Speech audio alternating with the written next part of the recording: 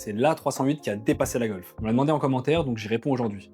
La Peugeot 308 troisième génération. Ça vaut combien sur 10? Bon, au niveau du design, franchement, sans surprise, c'est une grosse réussite. Elle a des proportions parfaites, une ligne bien tendue, elle est imposante sur la route. C'est clairement l'une des plus belles compacts du marché actuellement. Pour moi, en termes de design, elle a même dépassé la Golf 8. En termes de design, Peugeot a fait vraiment fort. Je lui mets la note de 9 sur 10. Bon, maintenant au niveau de l'intérieur, j'aime beaucoup l'orientation du poste de conduite, un peu orienté chauffeur, qui donne un peu le côté pilote derrière le volant. Contrairement aux anciennes générations qui avaient le petit volant, là le volant je le trouve beaucoup plus réussi.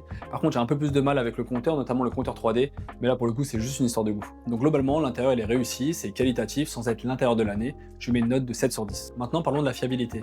Et là, c'est le point délicat. En essence, on retrouve les tristement fameux moteurs PureTech. A priori, ont été améliorés après 2023. Pour l'instant, il y a un peu de mieux, mais il est encore un peu tôt pour en juger. En diesel, elle est équipée du moteur 1,5 Litre Blue HDI qui a également énormément de problèmes de fiabilité. Encore une fois, après 2023, c'est a priori corrigé, mais pareil, il faut attendre un peu pour avoir du recul. En hybride, c'est plutôt prometteur, il n'y a pas de réel gros problème pour l'instant. Et en électrique, c'est assez fiable également. Donc aujourd'hui, si tu veux une 308 troisième génération, je conseillerais l'hybride ou l'électrique, mais au prix que ça coûte, je te conseillerais également de regarder ailleurs. Donc en termes de fiabilité, c'est assez mitigé, je lui mets la note de 5 sur 10. Et en parlant de prix, voyons maintenant la cote et la revente de cette 308.